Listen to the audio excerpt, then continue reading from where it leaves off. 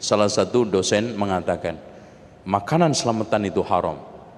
Syekh, makanan selamatan itu apa? Beras kan? Buah-buahan, daging sapi, daging kambing. Haramnya dari mana? Anaknya ya. Ada nggak dalil haramnya daging babi?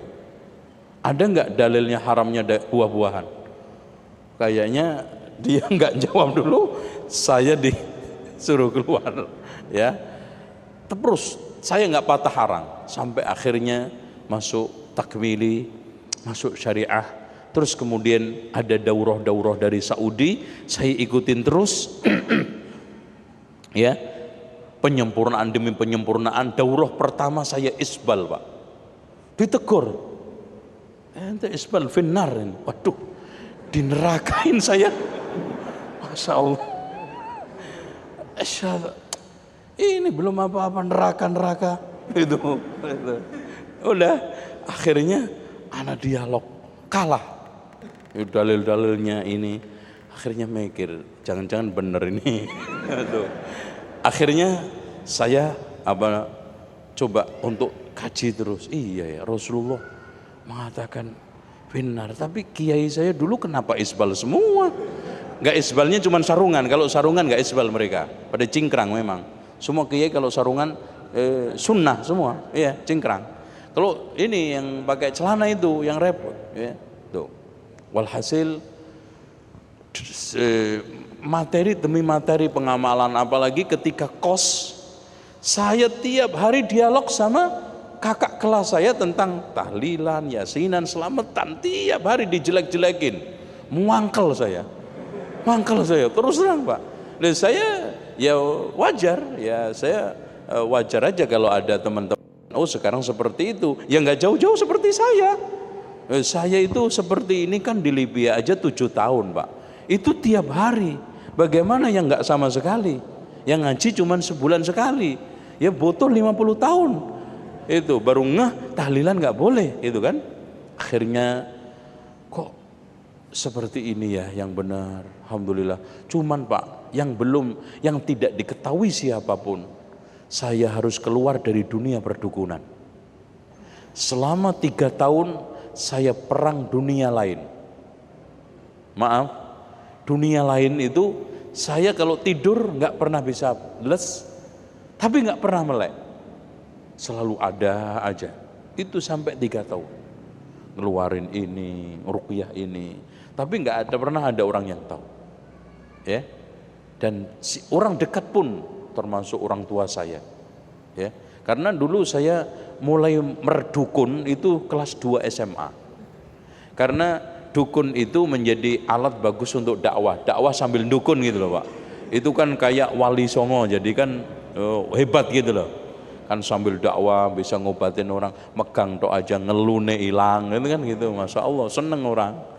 Akhirnya hilang lepas, saya mendapatkan panggilan untuk melanjutkan sambil dakwah ke Riyadh, katanya bisa ketemu Syekh bin Baz. Saya membayangi Syekh bin Baz itu kayak apa, ya. Ya Allah, nanti bisa ngaji enggak itu. Akhirnya bulan pertama, kedua mulai bisa ketemu ngaji di rumahnya. Ya, Masya Allah, ternyata tidak saya bayangkan. Tak kira wonge gede, terus gagah, susah untuk ditemui dan menjaga jarak. Ternyata Masya Allah di rumahnya, ya, beliau dalam keadaan buta.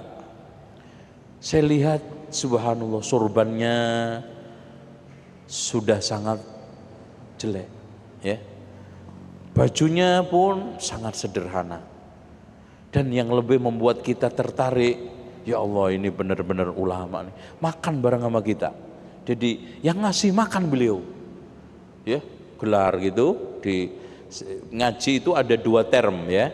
Habis sholat Jumat beliau dengar khutbah dulu, khutbah rekaman, terus kemudian ngaji. Setelah ngaji sholat asar, habis itu makan, habis sholat asar ngaji lagi sampai menjelang maghrib, terus begitu di rumah. Nah, makan sama kita, ya, cuci tangan di tempat bareng-bareng, ya. Dan tidak pernah ada wah ini orang Indonesia, ini orang enggak. Saya pamit Syekh, mau belajar di antum, mohon izin. Oh ya, fadhol silahkan. Ini tempat pelajaran, ini belajar siapa aja, bukan hanya untuk orang Arab, silahkan. Saya dari Indonesia Syekh, insya Allah bisa menimba ilmu di sini. Alhamdulillah. Kajian pada saat itu adalah kajian tafsir dan tepatnya adalah Ma'alimut Tanzil karya Imam Al-Baghawi. Ya, tafsirnya sampai sekarang ada karena saya beli untuk kajian itu. Pertemuan demi pertemuan, inilah sejatinya ulama. Inilah sosok karismatik. Dan subhanallah Pak, yang ngaji itu subhanallah, pejabat-pejabat eselon, ya, kadang-kadang menteri ada yang datang, ya. Kadang-kadang ulama-ulama juga besar datang. Dan yang lebih ajaib lagi, semua kelompok, mau ikhwani, mau Hizbut Tahrir, mau ini ngaji semua. Dan anehnya, kalau sekarang Syekh ditanya tentang bagaimana Syekh Ikhwanul Muslimin, dijawab apa adanya, nggak ada yang tersinggung itu ikhwan.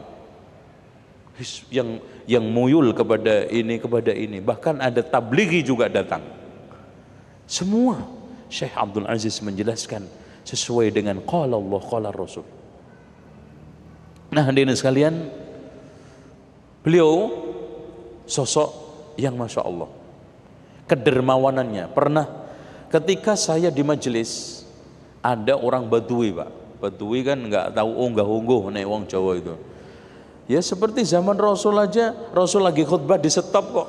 Ya Rasulullah stop, tolong berdoa supaya hujan turun. Rasulullah di stop. Habis itu hujan seminggu kan.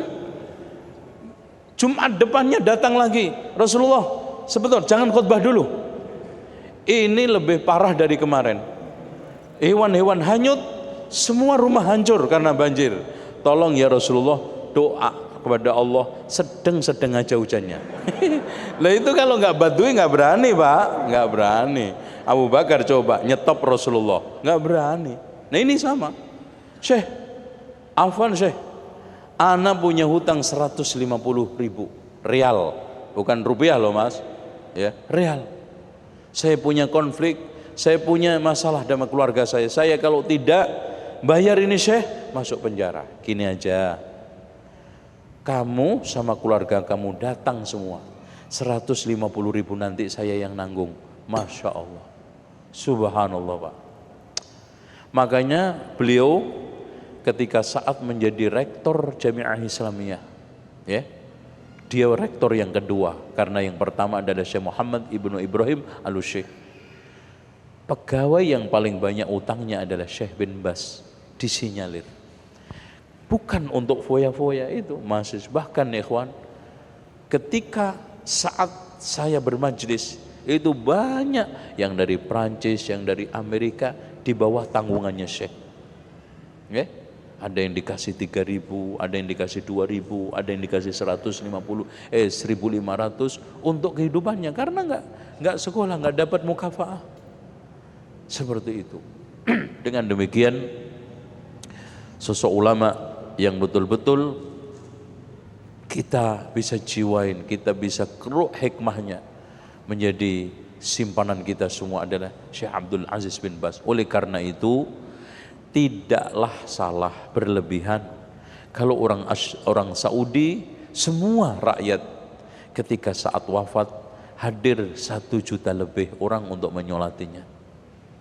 Dan tidak salah juga, tidak berlebihan kalau memberikan titel Al-Walid, Samahatul Walid, yang terhormat bapak kita semua, bapak bangsa, bapak umat.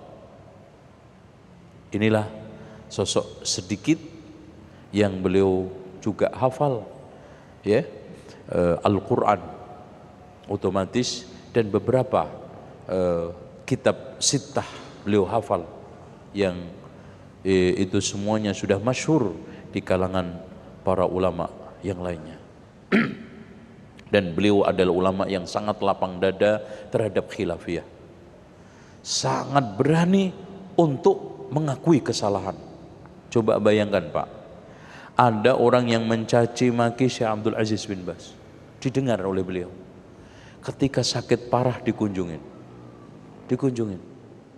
Mencaci makinya apa?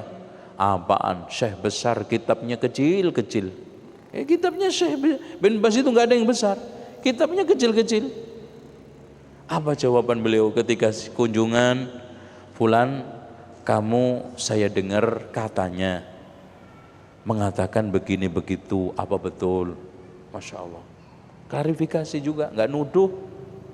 Kemudian setelah itu, benar wahai Syekh, wahai fulan, ketahuilah ulama yang ngarang kitab gede-gede untuk talabul ilmi itu sudah banyak. Yang orang-orang awam ini jarang saya tuliskan untuk mereka. Antum lihat kitabnya mereka semua orang awam. Al-kahana, sihir dan perdukunan, kecil. 3 masalah sifat solat, toharoh, ini Masya Allah. Ini Syekh Abdul Aziz bin Baz rahimahullahu ta'ala. Semoga Allah subhanahu wa ta'ala menempatkan beliau pada tempat yang mulia.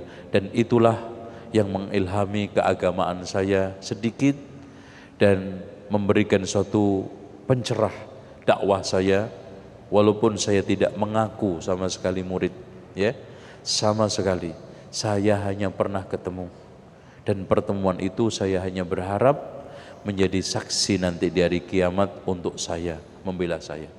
Kalau murid, Masya Allah Pak, murid itu butuh ini. Tapi pernah ketemu sama beliau, sama Syekh Abu Bakar Al-Jazairi juga, Syekh Abdullah ibn Jibrin. Cuman Syekh Utsaimin belum sempat ketika itu. Alhamdulillah masyayikh 3 ini yang banyak, terutama Syekh Abdul Aziz bin Baz, memberikan pengarahan sehingga saya semakin yakin terhadap manhaj yang mulia ini. Dan akhirnya saya lebih berani tegas untuk meninggalkan, bukan hanya saja meninggalkan, mengajak teman-teman. Bukan hanya itu aja, saya berusaha semaksimal mungkin menunjukkan taubat saya dengan menjelaskan tradisi-tradisi yang menyimpang, walaupun tantangannya berat sekali, ya. Saking beratnya kadang-kadang di karangan internal saja nggak setuju dengan cara-cara saya, tapi saya hanya bisa mengatakan ini bagian kecil taubat saya yang dulu saya ngajak, yang orang tua saya juga ngajak, ya. Ini bagian daripada taubat. Seperti Abul Hasan Al-Asy'ari keluar dari Asy'ariyahnya, menjelaskan akidah Asy'ariyah, penyimpangan Asy'ariyah dan seterusnya. Wallahu a'lam bishawab. Demikian Pak.